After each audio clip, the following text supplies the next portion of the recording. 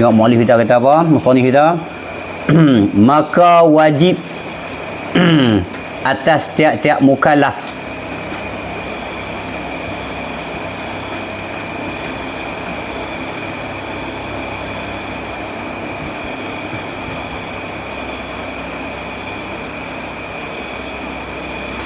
maka wajib atas tiap-tiap mukallaf. Kalau dalam kaedah dia kata apa? Maka wajib atas tiap-tiap mukallaf. Dalam kaedah dia kata apa? Dia kata ala lil mudarah. No? Yang tuan ambil dhabit tu apa? Tambik apa? Maka wajib atas tiap-tiap mukallaf. Kalau kaedah dia kata apa?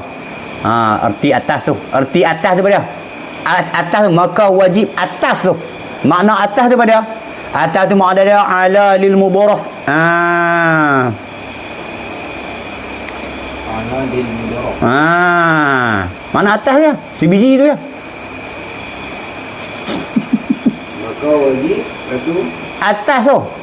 Atas tiap-tiap mukallaf. Atas tu nak masuk atas tu siapa? Apa dia masuk atas tu? Makna atas tu kata dia, arti atas tu ala lil mudarah.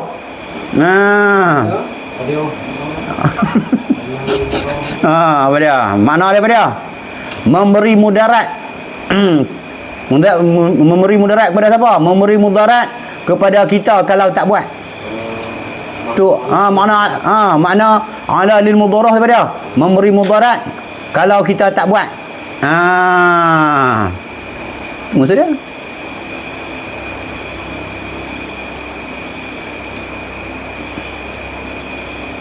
Tak buat sembahyang, mudarat kat kita. Tak puasa, mudarat. Tak pergi sudin, lagi mudarat besar. Tu atas tu. So yang ini nasihat apa ustaz apa maksud fardu ain itu kan? Fardu atas tiap jik mata kan? Setiap kepala lah. Setiap kepala ada jik mata kan? Tu ala lil mudarah, memberi mudarat kepada kita kalau tak buat, maka wajib atas tiap-tiap mukallaf. Apa dia mukallaf? Orang yang diberati hukum syarak, tu maksud dia. Maka wajib atas tiap-tiap mukallaf mengerjakan sembahyang tiap-tiap sehari. Orang yang diberati hukum syarak.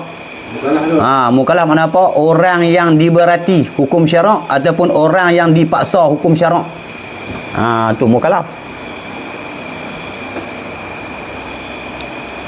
orang yang diberati. Diberati hukum syarak atau orang yang dipaksa hukum syarak. Maka wajib atas tiap-tiap mukallaf mengerjakan sembahyang tiap-tiap sehari. Tiap-tiap sehari semalam 5 waktu. Apa maksud tiap-tiap sehari? Tu. Apa maksud tiap-tiap sehari semalam? Apa maksud dia? Faham kok nak jadi? Sehari semalam